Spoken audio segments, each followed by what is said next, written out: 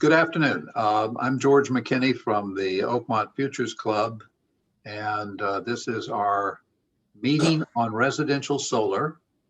For those who go back as far as 2.5, 3 years, when we started our club, this was one of our main topics. But as it got going in Oakmont, it turned out that it was taken over by another group. And two of the leaders of that group are with us today, Bert Schrager, who's the coordinator, and Sue Aiken.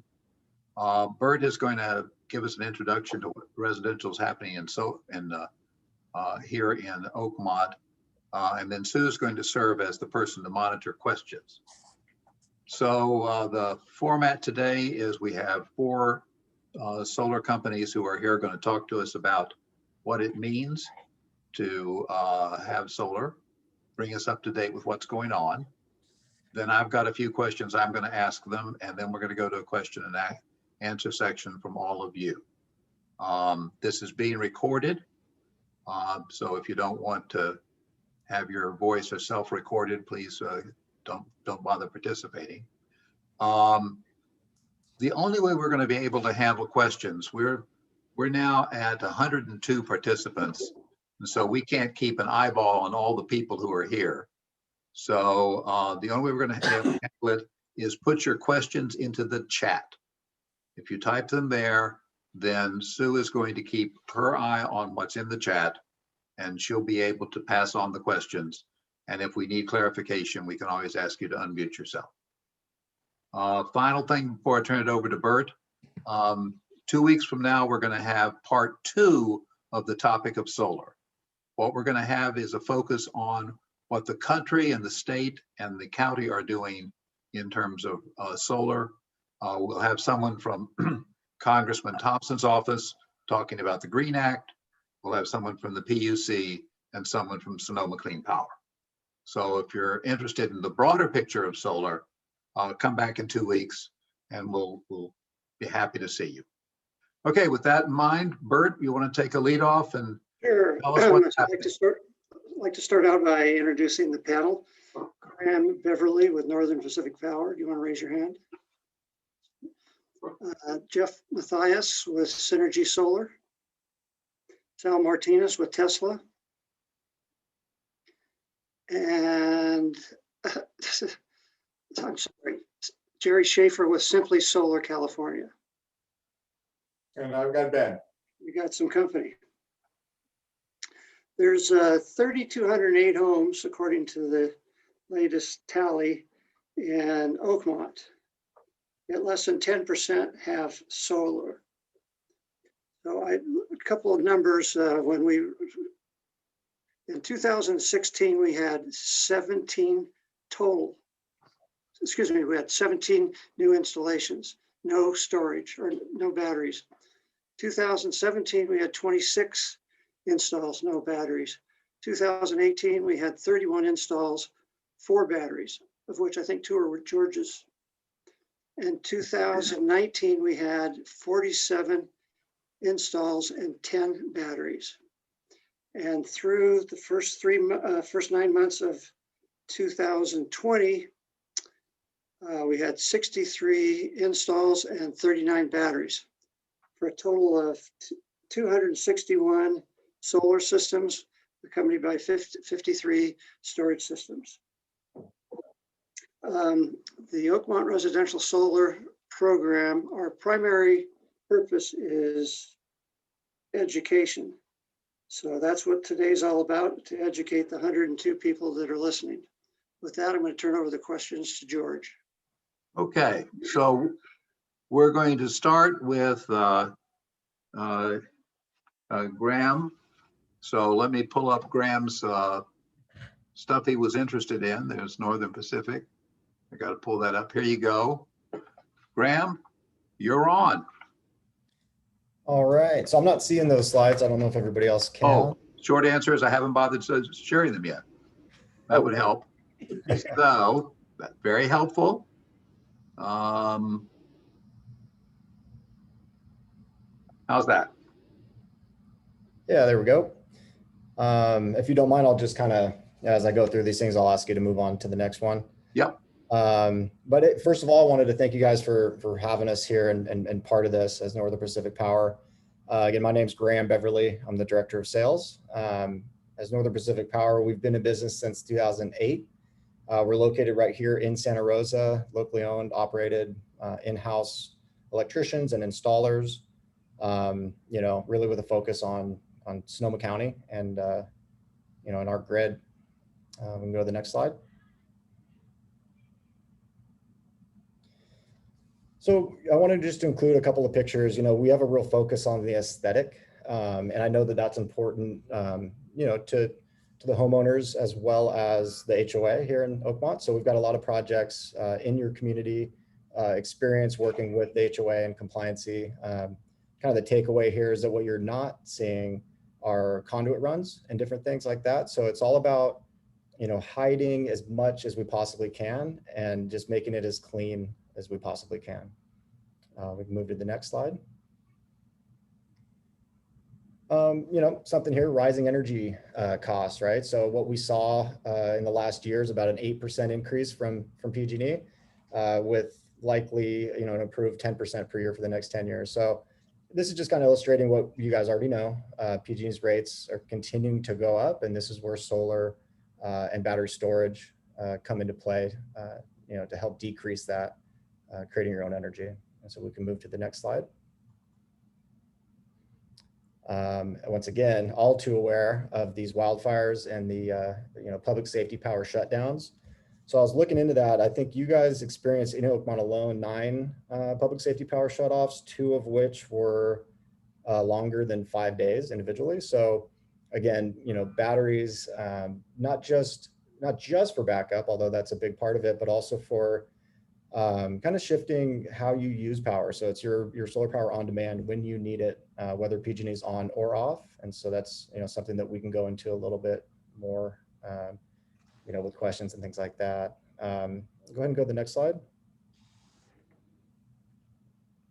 So future-proofing the home. So for us, right, it's all about trying to make this as simple as possible, but it's still custom, so we really take a consultative approach. We've got different equipment that lends itself towards different things. So what we see here on this slide deck is, solar savings. So it's kind of solar only.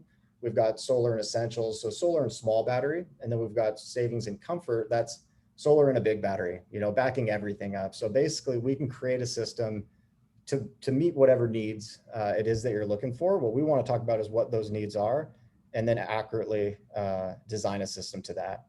So again, unique to what it is that you're looking to do in your budget. We can go to the next slide. So this is part of a pilot that we're running. So, we're local, we're here. This is all about benefiting, our community in Sonoma County, and of course, specifically Oakmont, but building a more resilient grid. So we're working on a pilot program to help with more of a community approach to solar, where everybody benefits in certain ways. And again, we can get into more detail on that, but it goes beyond just solar and batteries and into, energizing your home and different things. So whether that's electric vehicles or gas appliances to electric appliances and things like that. We can move on to the next. There you are. And there's our phone number, Northern Pacific Power, and please do feel free to give us a call with any questions. We'd be happy to chat. Okay, I should comment that information on these installers, along with a couple of others, will be posted on the oakmontfuture.com website, along with a copy of this particular presentation. And there will probably be also a posting somewhere on the OBA website. Okay, with that in mind, I guess next we've got Jeff Matthias from Synergy Solar. Jeff, I've got your 2 pictures after this. Right. So yeah, you can go ahead to the first one. So pretty much in Oakmont, our primary focus is, well, as a person that consults in this industry, my primary focus is how do I take a very large number and turn to a monthly number that people are used to paying. So at Synergy, that's one of our goals, is working with customers through financing and investment models to make this product come in, to provide the resiliency when the power is out, but also to have a long-term investment, not just for the person, but also for the home. The product that I'm demonstrating here is the Enphase product. One thing about the Enphase product is the primary product we sell in Oakmont. You have some unique fire challenges we're working through. So I'll show you the next product that we've installed in many homes, but basically it's an indoor mounted device that right now is not available anymore in Oakmont. We have probably sold more of these in Oakmont than anywhere else up until about 1.5 years ago when the fire department no longer allowed indoor installations of battery storage systems. So George, if you want to go back to the Enphase one more time, this is currently the only model of system currently that I'm aware of under 9540A that allows you to have batteries within 6 inches of each other. I think a lot of vendors are trying to get to that place, but allows for a more custom fit, more unique placement, and it's a nice system. Our focus is on safety, reliability, longevity, and we use only iron phosphate-based batteries. But long story short, we're working with the fire department. I was on the phone today with Ian out there. We're still we're getting close within the next 3 months to be able to do an indoor battery again. So we're getting to that point. I'll wait for the questions. Okay. Sal, you're on. Perfect. Hey, thank you, George. I want to thank you for putting this together. Everybody who took the time to join, folks on the panel here from the other companies. Great to see and hear from you guys. My name is Sal Martinez. I'm with Tesla Energy. So yes, we are a branch of the Tesla electric vehicle company that you guys all hopefully are familiar with. We've been doing solar installations for the last 10 years or so, which include over 450,000 nationwide. And I just looked up numbers for the 95409 zip code. That includes almost 700 projects. We have some experience working with the Oakmont folks. I was actually there personally at the fair you guys had last year. Had the opportunity to meet a lot of great folks like Bert and Sue. I'm on a Zoom right now. Yeah, we actually got to, like, again, meet some great folks, got some projects. Well, what? What Sorry. did you say? Oh, I just wanted to say, I'm going to have to get out of the screen sharing and shut that person up. Who is, it must be this Jenny Smith person. Okay. And there's Joan. Okay, we're back, guys. All right. George, Awesome. Jeff Hey, is here Jenny. if you want to make me a co-host. Yeah, let's make you a co-host. That's a good idea. Gotta find you again. Zoom challenges. It's okay. Are you unmuted? Are you unmuted at this point? Who are you talking to? I Jeff thought is, Jeff. Yeah, Go there's- ahead. yeah, there you go. Okay, Perfect. Jeff has more experience as a co-host, Sue, so Yeah. Sorry for the We'll have- interruption. no, that's fine. So let's go back where we were.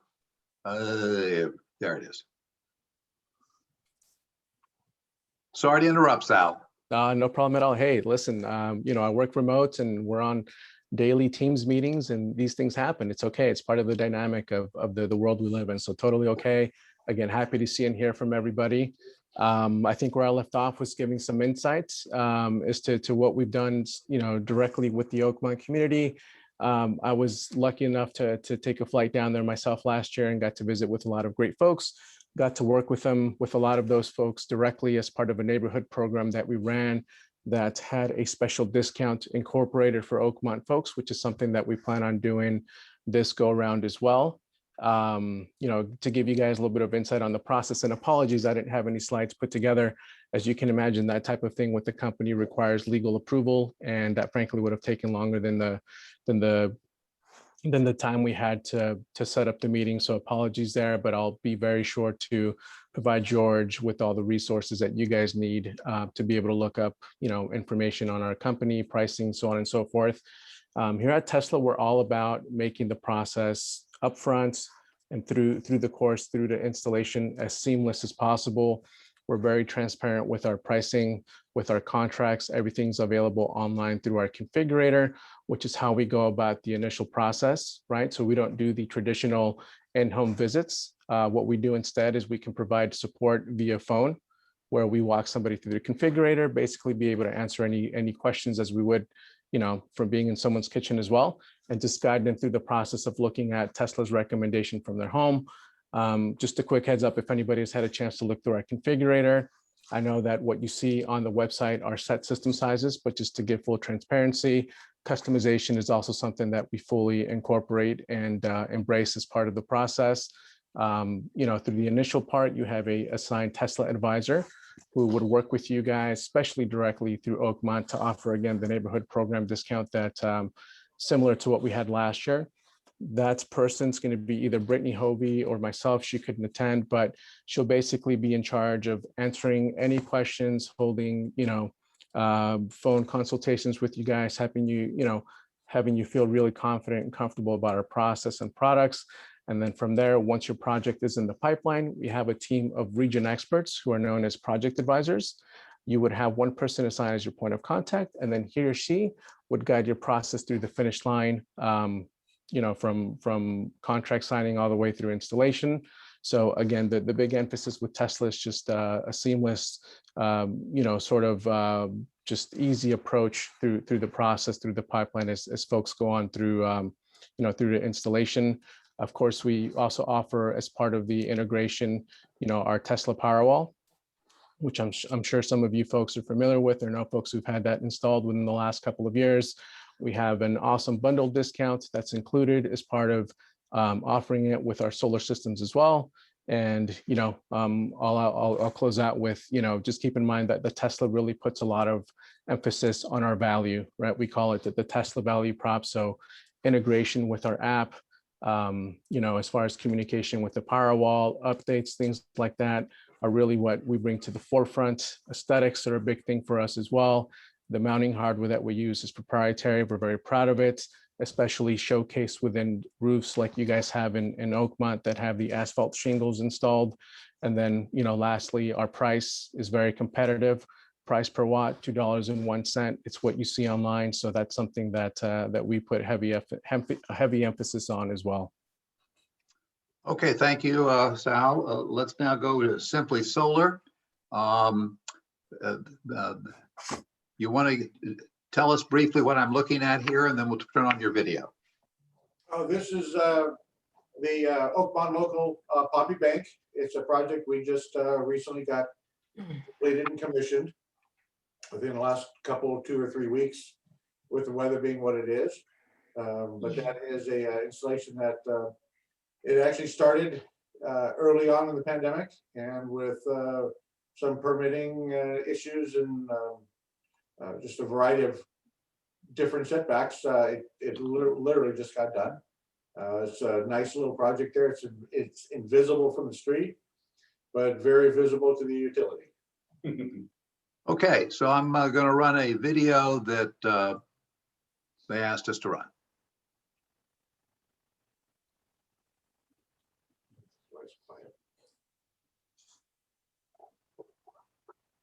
There we go.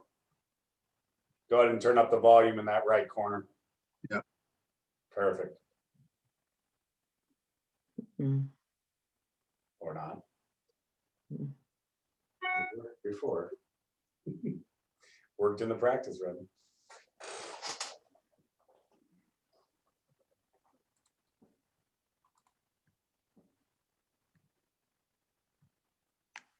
Do you want me to play it, George, since it plays better on YouTube? I don't know why we're having difficulty. Oh, I know what's going on. Sorry. I'm going to start this over. My apologies. When you do sharing, you're supposed to say that you want to have the audio. The audio, yeah. Okay. And share screen, share computer audio. My apologies. Let's get back on this thing. There we go.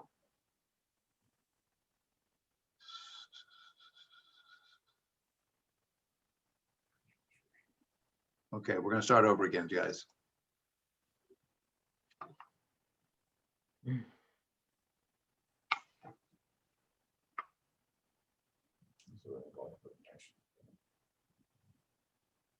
Oh.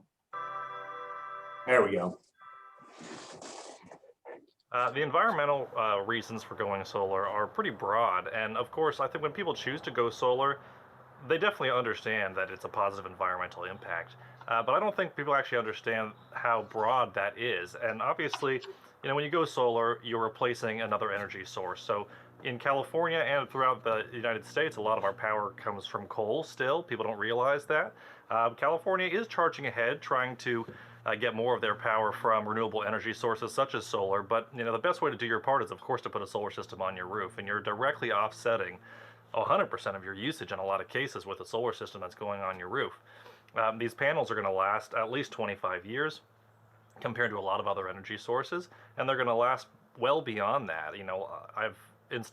We've seen solar systems that were installed in the 80s that are still functioning today, and that has offset that power for many years. But beyond that, solar is one of the few energy resources that actually can be installed in areas that a lot of other construction can't happen. For example, on landfills, you can actually install solar systems on top of landfills and utilize that land that was just sitting there, with trash underneath it and utilize it and replace it with an energy source that can be there for the next 50 years. And we're seeing actually a lot of that happen in California, where they're utilizing, they're reclaiming some of this land that couldn't be used for anything else and putting solar on top of that land so that you can utilize it to create positive energy. We're seeing a lot of that happen. Of course, there's also the environmental impact that you have by just having a solar system on your roof, replacing that energy. And I know a lot of people have concerns. They're thinking, well, my solar system, what happens when I have to replace it? What happens to those solar panels?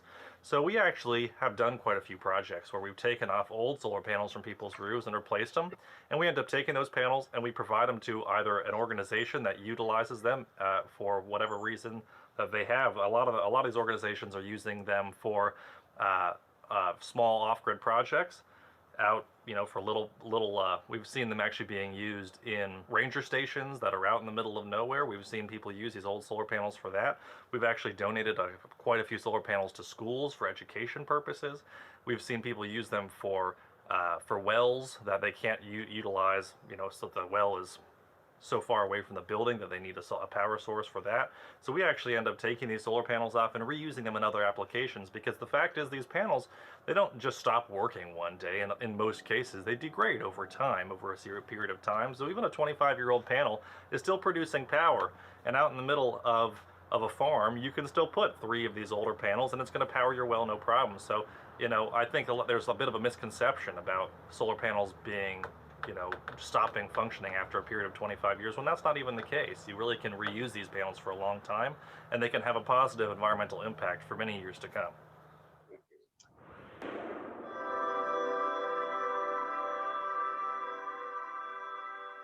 Okay, I'm going to stop sharing, and now we're going to go to my quick Q&A. Jeff, we're going to start with you this time. The topic is what's happening to pricing. So let's think about the fact that about 1.5 years, 2 years ago, we had a session here in Oakmont. You guys were in and got a chance to talk to our team of residents. So in the last couple of years, what's happened to pricing for a comparable system? Jeff? Yeah, so I'm going to look at it 2 ways. If you're looking at the physical cost, I know a couple people on this call, we've seen our battery storage systems actually increase in cost, where we've seen solar systems pretty much stabilize, especially with some of the transportation issues. But the overall cost benefit is much better. I mean, we know this month, March, PG&E raised their prices another 8%. We're seeing the way the time of use schedules are going. They're going to be moving everybody away from these blended rates into time of use rates. It's going to be for people that are living at home and people that are using a lot of power in the early evenings. Your rates are going to increase significantly. So while we're seeing the cost of solar stabilize and the cost of some storage systems actually increase, where actually the cost benefit curve has actually improved significantly. We've also, just FYI, we got the federal tax credit back up to 26% as part of the COVID relief bill last year. It was supposed to be 22% this year. So the federal tax credit for the next 2 years will be 26%. And I should comment, if you came to our Sunday symposium this last Sunday, Mike Thompson was talking about the Green Act, which is the environmental part of the program that's coming through on infrastructure. And the Green Act includes a 30% credit. Correct. Through 2025. Yeah. And okay. Finally, Sal, you- Georgia passes that. We also know that PG&E just got approval for a 25% increase over the next 3 years. So prices aren't going down. Sal, you want to comment? Yes, of course. Thank you. And sorry if I mute myself, I have a 1-year-old downstairs, and so you can understand working from home sometimes that gets a little itchy, a little weird there. So yeah, as far as our pricing goes, so in comparison to where our price was last year when we went out there in February, our prices have actually come down on systems about 7% or so, to where right now pricing per watt is linear with Tesla. So if you get 12 panels or 48, you're still going to get our $2.01 per watt price, and that's pre-tax credit. So that's a big number to keep in mind, $2.01 per watt pre-tax credit. Graham, you want to add anything? Sure. Yeah, and I think, Jeff made a good point that what we've seen, I think a lot in the solar space is that pricing has kind of started to plateau a little bit. It continues, like any technology, to get a little bit better over time. Batteries are doing their thing. What's kind of interesting is, what we've been seeing lately as the solar industry continues to kind of erupt and solar becomes more commonplace. We're seeing a lot of folks, a lot of other contractors come in from outside of our area, kind of some, out of town or whatever it might be, and a big influx of solar brokers. And so what we're seeing from them, basically across the board, I mean, we're seeing price gouging and we're seeing really, really low pricing. Both of those, methodologies are not really suited for the long term. So I think in general, what you're going to see, just prices that are getting a little bit better over time. Okay. And over the last couple of years. Yeah. Okay. Ben and Jerry, why don't you add anything you wanted to that? And then would you talk a moment or two about financing? Okay, well, I'll talk a little briefly about the pricing, and I'll let Ben discuss the financing. The one thing we have seen over the last year and a half, 2 years, is product efficiency. Our panels are possibly the same size, but they're becoming more efficient. Our inverters are getting 99% efficient. We have got round trip efficiencies on our batteries at 98%, which is far greater than most of the technologies going back even a couple of years. Pricing for us, it's probably come down a little bit, but our warranties are a lot longer than most other companies. So I'm not trying to cover our warranty with the pricing, but we think of the long game with this. It's very important to us to have a product that's not only going to work great today and tomorrow, but 10, 15 years from now, we still have a workmanship warranty. So it's very important that we have a product out there that is going to outlive our warranty by twice. And now I'll let Ben take it over with the financing. George, did you have a specific finance question or just kind of? Well, assume there are some people on this call who this is their first exposure to buying solar. Yeah. So they don't even know that financing exists. So why don't you talk about financing for a minute?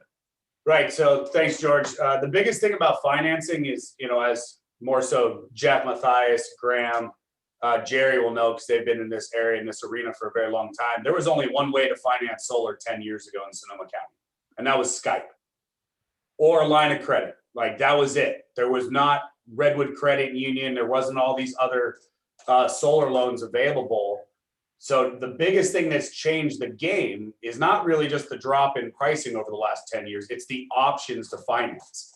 What I've also seen with bringing up the pricing, with the pricing working itself down over the last 10 years, what it's done to the financing game is it's actually brought a lot more to light the leasing, residential PPA or subscription model. A lot of people don't realize they still see that as the only avenue to finance, where you can finance a solar system through a personal loan, no freaking major equity pulled out of your home at all, a simple UCC filing lien against the equipment that's installed, and you own that system outright day one. You get the tax credit, you get all the benefits of having that solar system, where now they've kind of gone back in. And for some of your families, you're going to see when you do decide to go solar, you're going to read a PUC paperwork packet that's 26 pages long. Jeff, you're laughing with me, right? That it's brilliant, but it's about 12 years too late. It should have been around 10, 12 years ago when the price for solar was double. Leasing was, triple. Leasing was a much more popular thing at that point. So to me, the biggest thing about financing, if you decide to go solar and put a little money out of pocket, no money out of pocket, understand that there is a finance option out there for you. Whether that's the county program, Sky, whether that's a 10-year, 7-year, 12-year, 20-year. There are companies that push 25 and 30-year loans. We're not a big supporter of that idea. We really want you to see the benefit of the investment overall. So that's kind of my 2 cents on financing and what it's kind of changed over the last few years. Ben, that was a good commentary on financing. I think I need somebody to pick up and give me the introduction to financing. Right now, someone is looking at solar and they're thinking, oh, I'm going to have to write a check. Okay. Yeah. So in the almost trivial version, Jeff, you raised your hand. You want to take that? Sure. What are the options I have to simply writing a check? There's a couple of them, George, and I mean, we're getting real creative out there. I mean, one is that people are, and they're actually writing. I've had a couple customers write checks out of their retirement funds because they can't use the federal tax credits on their income, and then they use the federal tax credits offset that, and they're making a 10 to 15% return on an investment that they're barely making anything on in their retirement funds. Redwood Federal Credit Union, Umpqua Bank, you have some locally right there in your facilities, are excellent green loan. You basically take a package to them and you can carry it in. Ben mentioned Skype, Sonoma County Energy Independence Program. They've got an opportunity where you can actually go in there, finance the entire battery and solar system. They actually have people on board that'll help you compare quotes. So if 3 of us give you a quote, you can bring all 3 quotes into them and they'll help you evaluate the quote and finance the system, put it on your property taxes for the next 20 years. So there's a lot of good options out there. Like I said, our job here, I think, ultimately is not just selling solar. It's how do we take that big upfront nut of money and turn it into a monthly number, because that's what everyone's used to paying. And we can actually pay less. If you can use the federal credit, you get 26% cash flow in year 1, and you get the benefit of doing something good for the environment at less than you're paying to PG&E today. Okay, I'm going to make a statement that I think is correct, but you're allowed to correct me. Generally speaking, if you're just talking about solar panels, you would be able to put panels on your roof and stabilize your cost for electricity, okay? Meaning that that's cheaper than continuing to pay PG&E the comparable amount of energy. Now, is that a reasonable assumption? Correct. Okay. Okay. So as a starting point, if you don't want to put money up front, you have the option of a leasing or other program that's going to basically charge you a fixed amount, so to speak, which will in fact be equal to or less than what you're paying PG&E, and you aren't going to have to go put up with the 25% increase in cost. Graham, Sal, you want to throw into your comments here? Yeah, so I mean, I think that that's a huge point with financing. And I know I've spoke to a lot of folks that, I don't want to come up with all this money up front, but I'm not really interested in taking on a new loan. Well, if we look at it, you're every month, whatever you're spending with PG&E, that's what can be reinvested into your home, So to your point, George, kind of looking at, hey, can we bring that monthly solar payment to be equal to or less than whatever you're currently spending with PG&E? Because that's anyways money. You're going to spend that anyways. And if we look at it, PG&E is kind of like the worst type of loan because you can never pay it off and it always goes up, right? So this is a way to kind of lock in your monthly, so a little bit more consistent and understanding, what you're looking at each month and actually paying it off, right? Now, if that note is going to be lower, that monthly payment is going to be lower than what you're currently spending, depends on some factors. How much are you currently spending? What's your exposure? And so, I mean, that's what any of us here are here to help you understand. Okay, Sal, I'm going to let you add your thoughts on that, but when you finish that, would you segue into answering the question? If next week someone called you and said, I'm pretty much ready to go, okay, when would they have an approved installation operational? Perfect, will do. Appreciate that. And just to piggyback off what the gentlemen are saying regarding financing, for our folks that we see within the pipeline, it's definitely the most popular way for folks to go solar. Allows you to put solar panels, get a battery on your home for no money out of pocket. If there's any pre-construction required, a main panel upgrade or a re-roof, we can roll in some of those costs into our loans, sometimes all of the cost. We have a couple of different options available through Tesla. We use Sunlight Financial, who's a national lender for solar.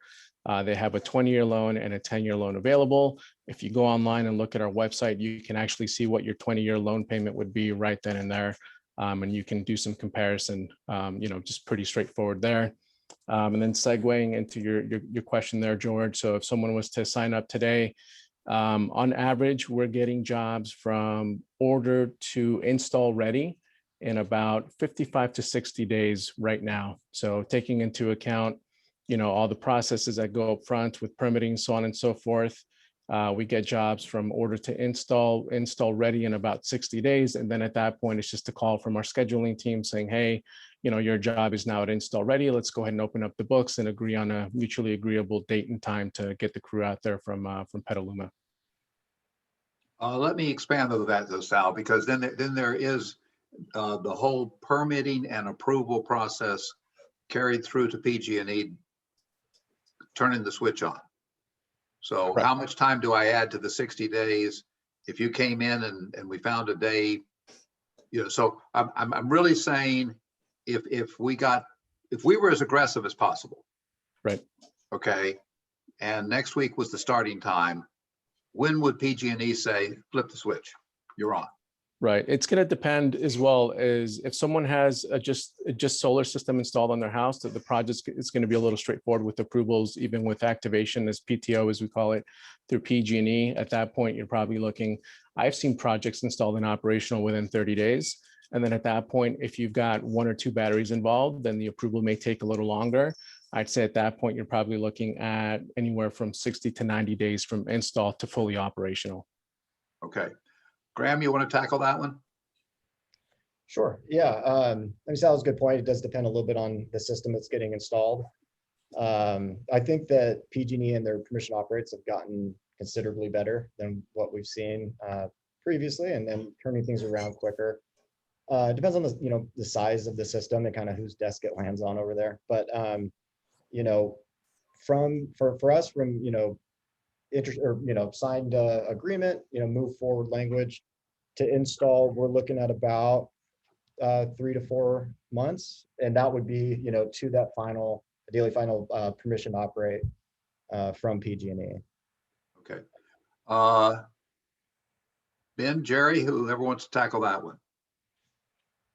Yeah, so I mean, honestly, the pandemic has slowed a lot of jurisdictions down. So let's just be honest right now, a timeline I can't give you. In a perfect world, it's 8 to 12 weeks. That, really add a couple of weeks if you've got a bigger PG&E bill, because PG&E likes to delay on PTOs with large bills. That's what I've seen over my history. In a pandemic world, from when you sign to when we have kind of plans ready to go into permitting is only a couple of weeks. Then, depending on the complexities like everybody's talking about, I've had Santa Rosa take 5 days, and I've had a personal friend for roofing and solar that took us 5 weeks. Nothing different. It's just how big the stack is, right? So once we get final permitted, PTO, that permission to operate, can take anywhere between 5 and 30 business days. Okay. So that is truly 1 week till about 6 weeks after final permit card has been received. Jeff, you want to add anything to that? Yeah, sure. A couple things. Number one, we're a little unique. We're probably the only vendor here that only does solar and storage or add-on storage. So we don't do solar by itself per se, or very limited situations. So what we're finding is it often takes 3 to 6 weeks to get approval from the fire department for a storage system in the city of Santa Rosa. I'm going to read into your question a little bit, George, is if you want to guarantee a system before the PSPSs start showing up in July and August, I would say you're going to be making a decision in the next month or 2, maybe 3. But the reality of it is that the PG&E side has been very quick. We're seeing most of our jobs approved on the back end in a week or two from PG&E, the interconnection. What we're seeing is the permit process can take easily with a storage system 4 to 6 weeks, and in some cases more. Okay, so the optimistic sort of, subject to the pandemic and all of that stuff, I know, Ben.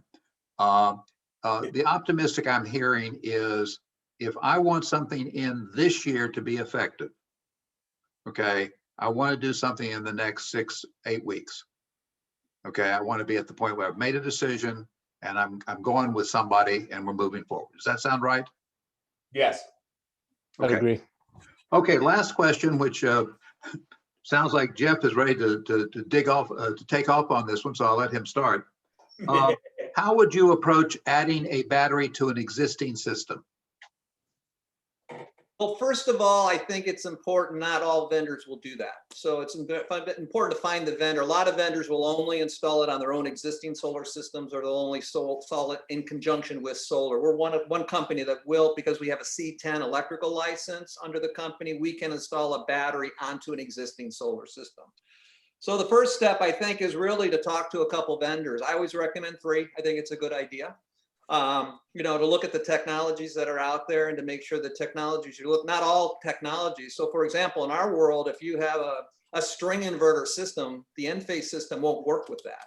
It has to work with N-phase inverters on the roof. So it limits the type of systems, what you're dealing with. We've installed at least, I think, a half a dozen add-on battery systems at Oakmont, everything from SunPower systems to SMA systems to, just about anybody. And the nice thing about AC coupling is it's not as hard a process. It's actually a pretty easy process to tie a battery system to an existing solar system. Okay. Sal, you want to comment on that? Yeah, of course. And just so I'm clear, so your question specifically is someone already has solar on their home now, right? Right. What is the process for adding a battery Well, to that? if you listen to Bert's numbers, we've got somewhere short of 300 homes that have solar, but somewhere short of 100 that have batteries. Right. And I can tell you, talking to most people here in Oakmont, they would like to be able to have the backup of a battery. Okay, that's fair. Oh, So actually, I think the timing of this meeting pans out pretty importantly with actually an important update that we had with Tesla. As of Monday, we're actually pausing standalone Powerwall orders simply because of the huge actually global demand for the product itself.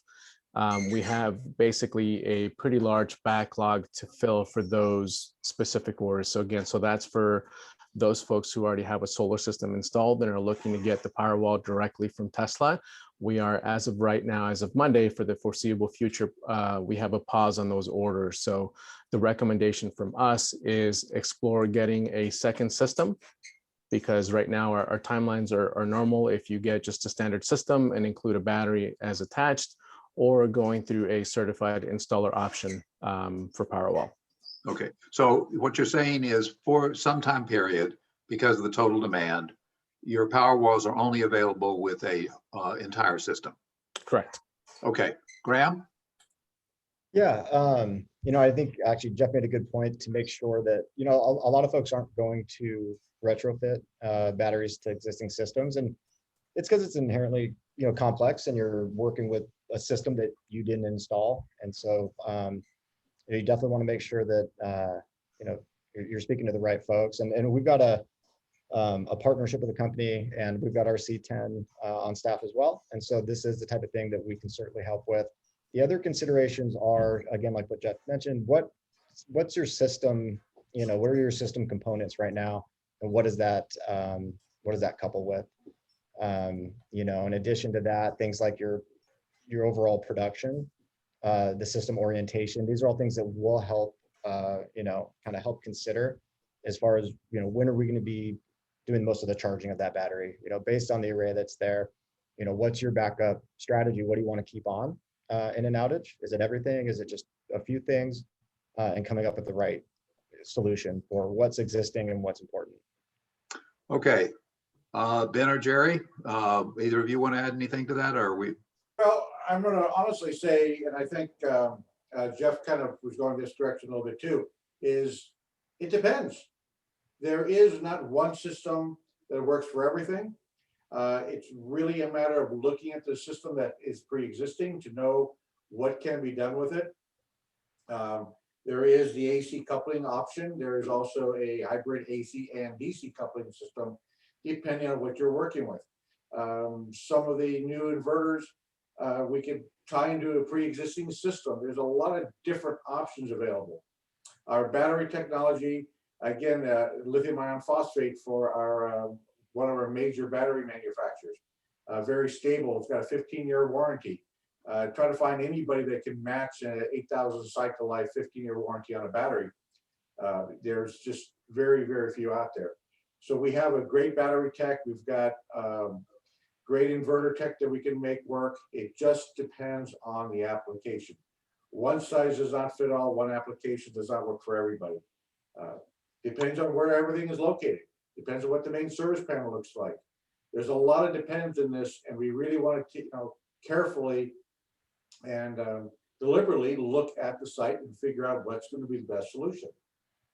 Okay, with that, we're going to turn this over to Sue. Sue, what's your first question? Okay, so we've had a couple of questions about leasing, and I don't know, I didn't hear anybody mention that. Do any of you do leasing? I What? talked about it. No, Tesla does. Okay, so one question is. Sorry, really quick. So we actually don't offer a lease anymore. It's what we now call a subscription. It's a little bit different than the traditional lease that folks are used to. There's no contract involved, no credit check. It's just a more seamless way to do that model if that's an interest to folks. So just wanted to clear that up really quick. Okay. It's actually a subscription from Tesla. All right, so the question was very simple, really, and what lease versus purchase? What's the value added for doing a lease or purchasing flat out? Go ahead, Jerry. I will let this speak to Ben, and he can drive it very clearly. So the biggest difference between a lease and a loan, because really if you're going into leasing, you just don't want to take money out of pocket, right? Right. The lease models have an escalator that your pricing that you have locked in for 1 year will go up each and every year, depending on the lease format, between 2.5% and 3.5%, averaging about 2.99, right? So leasing, you don't get the tax credit, you don't get the added benefit. Net energy metering, your equipment is owned by the leasing company. Right. And the biggest drawback really to it is it doesn't add much value, if at all, to your resale of your house, because it makes it more complicated for the realtor to exchange that lease to the new homeowners. Okay. So that's why most of us really encourage people to look into financing, not leasing, because financing is literally what it is leasing. But you get to pick the terms, you get to pick the rate. It's fixed and it never changes. Okay, thank you. So this is about batteries. Those you can decide who would be the best person. What's the latest information? And maybe this has been answered, but what's the latest information on backup batteries in relation to state and federal credits? Also credits for people with emergency needs, refrigeration for insulin, et cetera. So Jeff, you have a? Yeah, so as far as the federal tax credits, I am not an accountant, I have to say that, but basically my understanding in the way that IRS tax codes have ruled is as long as you charge a battery from solar residential, it becomes part of the solar equipment. So it falls under the 26% federal tax credit.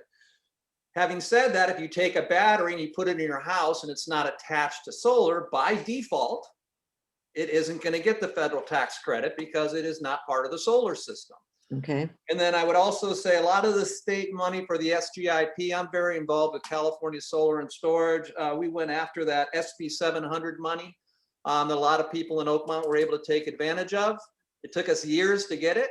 And if you look at it now, there's $40 million left, but almost none of it is here. It's all up in the San Fernando Valley and down in LA Water and Power. There's almost no state money left. So, the state money, and I don't see it coming back under the budget constraints we have, so. Okay, thank you. Anybody else want to add something to that? Okay. I think this would go to Sal. Can the Powerwall be used in an off-grid configuration? Off-grid per se, so sort of yes and no, right? So for those folks who are technically off-grid, meaning they're not connected to PG&E, we do offer off-grid solutions. Okay. Don't know if that was the intent of the question, or I think a lot of folks associate having a power wall or a backup battery as sort of quote unquote being off-grid. Just keep in mind I think for the majority, if not everybody from Oakmont, I think everybody's got a connection to PG&E. So even if you were to get a battery or solar plus or a combination or whatnot, I think you're still going to technically be connected to the grid. But Okay. in any case, if anyone is off-grid for whatever reason, we do support that function as well. Okay. Can Thank you. I maybe take a shot at this for a minute? Sure. Think about 3 different situations. First one is I have solar panels on my roof and the power goes out from PG&E. The answer is the solar power is not useful anymore. It has nowhere to go. If I have a solar panel on my roof and a battery, okay, now the technology allows the battery to provide power to the house, as well as the battery to be recharged from the roof, which means that you can continue to use what the roof is producing. This technical question about off-grid is a technical term. It means some guy who lives 5 miles up a dirt road outside of Gurneville, okay, who wants to have energy, but doesn't, for whatever reason, isn't going to pay to have a line put up or whatever, okay, he will be off-grid. He'll never connect to the grid. That will not happen in Oakmont. Okay. I don't think so. All right. We have a couple of questions about PG&E. Promos are out there right now. Certainly you see them on TV, are about getting solar with no costs involved. Is this a scam? We see it on Nextdoor and it mentions Tesla batteries. So is this a scam? How do we react to that? What happens when someone makes that phone call? Do you guys have any notion about that? Well, I'll get, see, Sal, do you have something about that or not? Jeff raised his hand first. Go ahead, Jeff. Go No, ahead. I think that's under the old SGIP program, under the state rebate program, and there are still some solar people selling it, even though there's not money there, thinking the money may come. Okay. Get a power wall or 2 at no charge because SGIP would pay for the entire battery. Okay. I think that's what they're referring to. Actually, Ben referred to this 27-page non-disclosure document, and that's the first question. Did your solar vendor say that the solar was going to be free? No, solar's free. It can be, the PG&E costs can cover it. It can be no additional cost, but it's not going to be free. Okay. Right. And just to piggyback off that, so we actually stopped offering those contracts that were enabling folks to get those free power walls because of the SGIP money, just because the funds are no longer there for us to offer those contracts. So, okay. Let's see, this other one, I don't know if this happens or not, but what happens if PG&E decides they no longer want to buy electricity from a homeowner who has a $25,000 solar panel and battery system? So Grant, how about you? Yeah. So that's a great point. And, Grant. this is what we call net energy metering, right? And we're currently in NEM, net energy metering 2.0 right now. And actually, we're going to see some considerable changes next year through a successor program to that, which kind of leads the conversation to why actually thinking about and maybe making a decision this year before that changes is a good idea. What they have told us, so what we know is that things are going to change. I mean, there's some proposals out there from PG&E about what that's going to look like. We don't know. They don't know. Nobody knows exactly what that's going to be. But going solar and getting in under the current net energy metering policy, it places you in a 20-year grandfather program. So PG&E cannot basically, for those 20 years that you're in there, they're going to continue to trade power with you at as close to retail as possible. So that's a nice kind of security there. That being said, what can change are the time of use periods. So while they're going to continue to trade power with you, they can change the times at which power is more expensive. And that's really where batteries come in to be able to store that power. And this is what we call rate arbitrage or peak load shifting. But these batteries are really smart. And so they can be programmed to just okay, from right now it's 4 p.m. to 9 p.m. When our solar starts to curtail down, we're still using energy. Well, the power, whether it's the Powerwall or the end-phase battery or what have you, you can start drawing off of that in the house. So the battery's not just there waiting for an outage, but it's there to protect you against whatever sort of changes PG&E might make and help you to avoid buying power from PG&E at more expensive times of the day or night. Okay, thank you. That was help. Any other comment from anybody else? He covered it pretty well. Yeah, great job, Graham. Okay, great. This is a little different. It's what considerations are present in a community with fire threats in terms of solar products? I'm assuming, are there products that withstand the heat better than others? Is that an issue? Well, obviously be an issue, but what happens to solar panels in a fire? Other than, Yeah, they'll burn. Yeah. All of our solar panels are under type 3 roofs, and they do what's called the burning brand test, where they put a big fireball on top of them, and they have to be rated for a certain period of time before they can be implemented and put onto a roof. Having said that, through the fires, we saw they burn up, and they're no different than the roof. I mean, they burn up. Yeah. Yeah, and this is They'll be gone. We had a couple of systems that were ground mounts that their entire house was gone, and we were actually able to go out and test it. A fair amount of work, but because they had insurance, we took those panels and donated them to some of the local schools and whatnot, because they were operating, but they got the insurance money anyways, and the inverter had to be replaced because it was melted.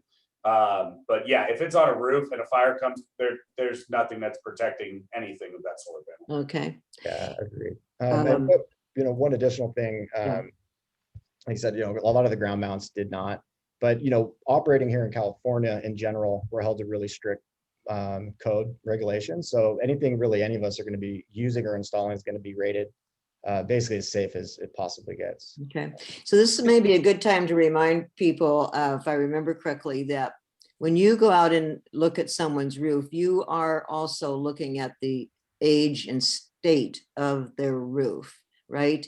So if someone is considering this, they want to stop and think about how old the roof is and whatnot, because you don't want to mount this new equipment on a roof that's going to be in disrepair in any time soon. Am I right about that? Do you give them some references about that and information? Sal, how about you? Yeah, absolutely. So that's part of the home assessments process that we undertake, and just like I'm sure the other guys would attest to, we won't install on the roof if we feel it'll compromise the home in any way, shape, or form, whether it's electrical with the panel or with the roof.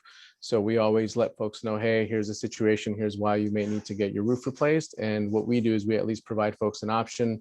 We would sub out a quote and present it to the homeowner, and then obviously, of course, encourage them to get various quotes as well, so that they make the best decision they see fit. Yeah. So just again, around time frame, for those of you listening, that's another few weeks that you have to add on to the total package if your roof needs repair or replacing. So Can I, Jerry had a comment, and then I'd like to add something to this particular question. Okay, yeah, go ahead. Yeah, roofing is a real big part of this whole conversation. Okay. And if the roof does not look, it's not bad enough to be replaced, but it's not possibly good enough to last for the next 25 years. Part of the program that we do have is, for instance, we put a system on, and the roof is expected to last another 10 to 12 years, 10 years. We will actually, as part of our contract with you, with the homeowner, is to remove that system and put a new roof on at that time when they need to have a roof done. Now, there are, of course, limitations to this, but we're not going to put a system on and in 6 months we're not pull the system off to put a new roof on. Right. And likely we're not going to do that again in, say 20 years to do that. But we do have a program that falls within a certain parameters, because it is not necessarily cost affordable right now to do the roof and solar if your roof is going to last another 5 or 10 years. Yeah. So we look at both of those, and we can design a system, put it on, have it up and working, and way down the road, being also a roofing contractor, we can come in, take the system off, put a new roof on, strip it all down, put a new roof on, put it all back together and have it up and running. One seamless contract, and you don't have to worry about paying somebody, $100 or $200 or $300. They're talking to, in some cases, a leasing company that says nobody else can touch it except us. So you've got to pay them to take it off the roof to put a new roof on. Okay, so this is just something for people to really think about and to sit down with you guys and look at the possibilities. Yes, George. Yeah, but the point I wanted to make, and I don't know, Jeff or Graham or someone may want to make a comment on it, is don't be afraid of putting a system on a roof that's got a 5 to 10 year life left. Okay, taking it off and putting it back on is not like a whole new installation. You don't have to have new panels. It's a part of the process of life. Right. But it's not enormously expensive. Would one of you want to make a comment on that? Yeah. Well, what I was going to say is, I mean, if you're already replacing your roof, excellent time to go solar, right? No two ways around it. But it's more common than it's not that the solar is going to outlive the roof in a retrofit, right? I mean, we're adding solar onto a roof that's been there. If it's gonna last, if your roof has another, like, what Jared was saying, another 10, 12, 15 years, we can remove that system, leave our mounts in, we take that system off, roofer comes in, does their thing, solar goes back on. And that period of time, depending on the financial of it, you may have already, the system probably paid for itself at this point, right? So it's all kind of all gravy from there. So it's really about figuring out where your roof's at and what makes the most sense. But re-roofing well before you need to, not a great idea, and waiting until you need to, probably also not the best idea. So just consider that you're not, stuck with the system forever. This is something that we're all very familiar in the industry with doing. Okay, so Okay, kind of Sue, I'd like to interrupt. We've had a couple of questions about contact information on the installers. That will be on the oakmontfutures.com website, okay, within a few days, okay, along with a copy of this presentation, okay. Right. And it probably will also be on the OBA website. Right, yeah, it'll be on. Oakmontfutures.com. We'll move that to the solar, there's a solar page on the website, and we'll make sure this gets updated. Let me just a few more here. Well, what questions about the warranty? What does it cover? So who would like to speak to that? Sal, do you want to start? Yeah, sure, of course. So with Tesla, what we do is we offer a couple of different layers of warranty involved. As with the other guys, the equipment that comes installed has its own manufacturer warranty. So for example, panels, at least ours, come with a 25-year product and production warranty from the manufacturer. And then we go behind that, and then we also offer a 10-year comprehensive warranty to cover basically any part of the installation as well. And then aside from that, we also offer a roofing warranty, which is going to be at a minimum of 10 years. Or if someone, for example, just got a new roof and they got a 20 or 30-year warranty, our roofing warranty would actually extend to cover the difference there would be. So if our standard is 10 and someone has an existing 20, our roofing warranty would go to 20. Okay, thank you. How about Jeff? How about for you? Anything you want to add? So, it really depends on the products. I think, most panel manufacturers have a 25-year warranty. I think most racking do. A lot of battery systems, look at the cycle count. I think Jerry was talking about his battery system has an 8,000 cycle. We have one that's 10,000 cycles and 4,000 cycles, depending on which one we sell. We offer a 10-year label warranty. We stand behind our work. And, I think most of us, I know all the local vendors here, people stand behind their work. And I don't know, there's less than a 10-year warranty out there in terms of service. Okay. And Ben, do you have anything? Get your hand up there. Yeah, I mean, they all hit it on the panel manufacturers. We do offer Silfab. They have a 30-year performance linear guarantee on the warranty. But I mean, all panels in California that I know of, in order to be installed in California, have to have a 25-year linear performance That's guarantee. good to know. Anything more from you, Graham, that would? Yeah, I mean, I think that pretty well covers it. But we also have introduced one extra layer, which is a production guarantee, essentially for the first year. to make sure that we're hitting our numbers so that what we're proposing is actually what your system's doing. I'm sorry, it's what? The last thing you said? That what we propose your system to produce is what your system actually produces. Okay. All right, thank you. All right. Let's see.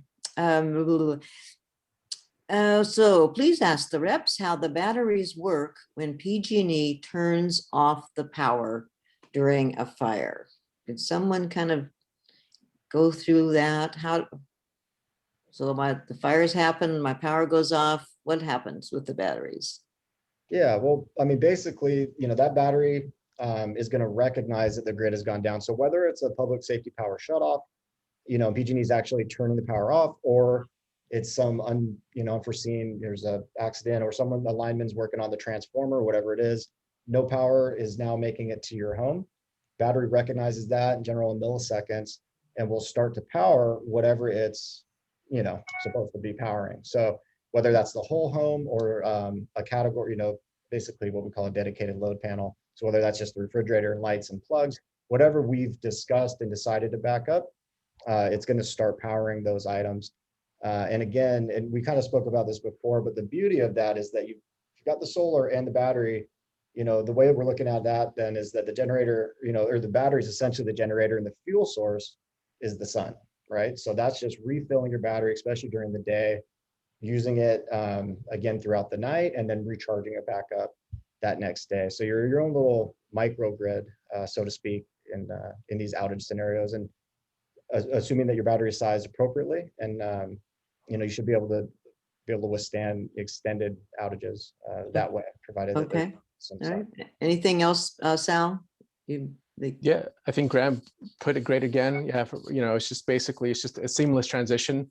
And then I'll just add to that with Tesla, the integration of the Tesla Powerwall and the solar system within the app will actually allow you to see, hey, you'll be notified there's an outage, and you can look at what's drawing from the home. You can see how much you're producing. So basically, you have that visibility into the numbers that allow you to sustain yourself for as long as need be.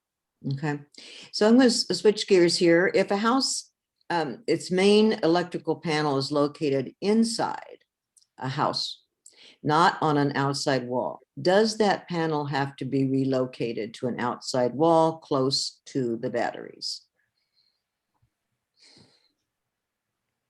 Yeah. It depends. So most likely not. I mean, when you're saying a main panel, the meters almost always are in Oakmont or on the outside of the right. house. Yeah. They feed a sub panel. Then the question I think Graham was speaking to is, we can put the batteries and the disconnects and all the technology on the outside of the house and take the circuits that are on the inside panel, bring them out to a protected loads panel or that dedicated loads panel he was talking about, or we could back up the entire sub panel that's in the house. There's a lot of options, and it depends because we try to minimize the complication because it maximizes or minimizes the cost, but many options.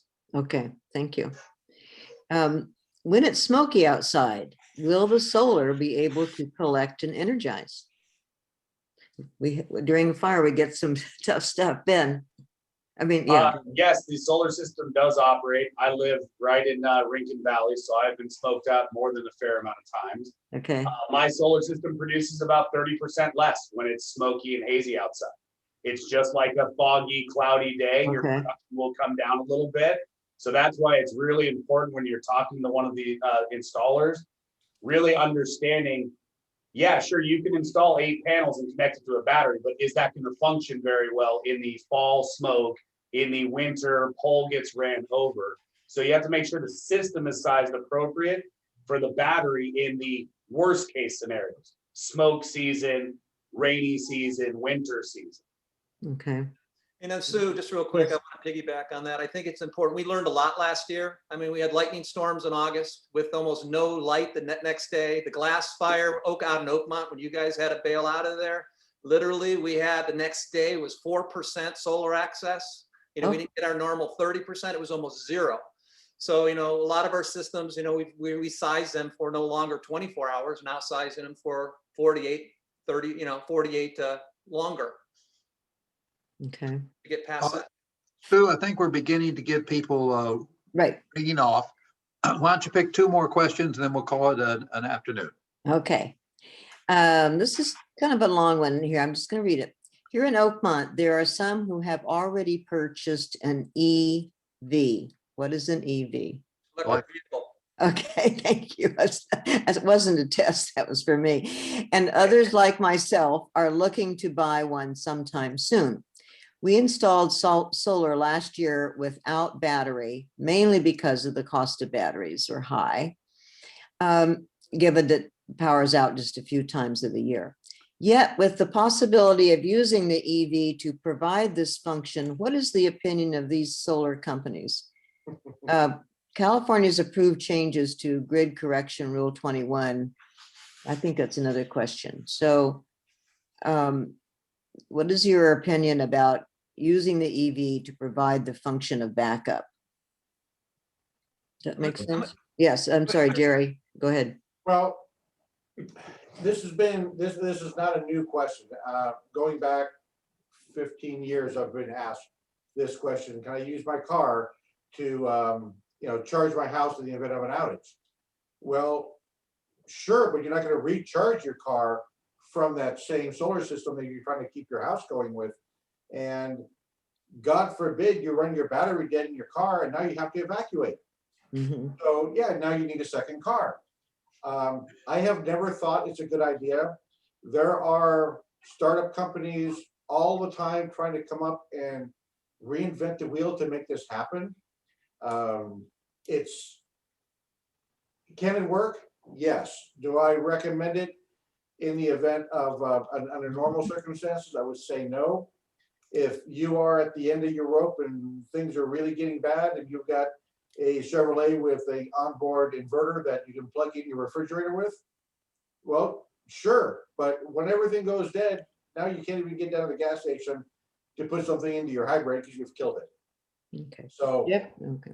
There's a lot more behind it than the whole idea of, geez, I'll just plug my electric car in and it's got a 30 kilowatt hour battery. I can, I'm set.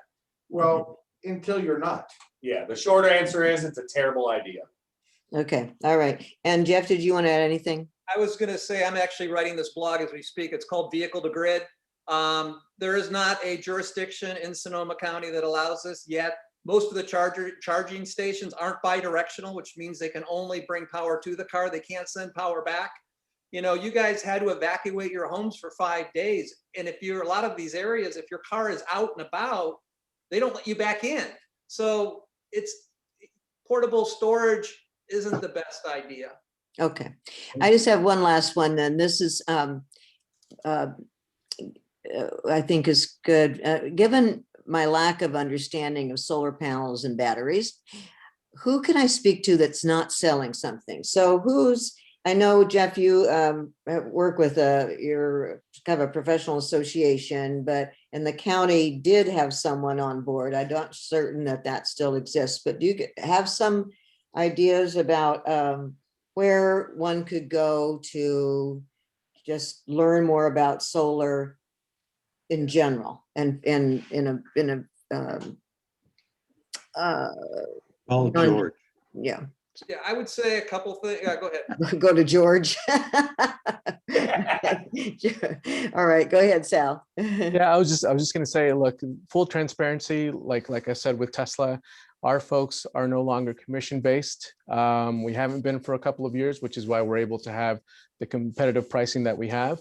If anybody just wants to call my team of advisors and just ask as many questions as they need to feel comfortable about the product and process, just know that these folks are not incentivized in any way to get you to move forward.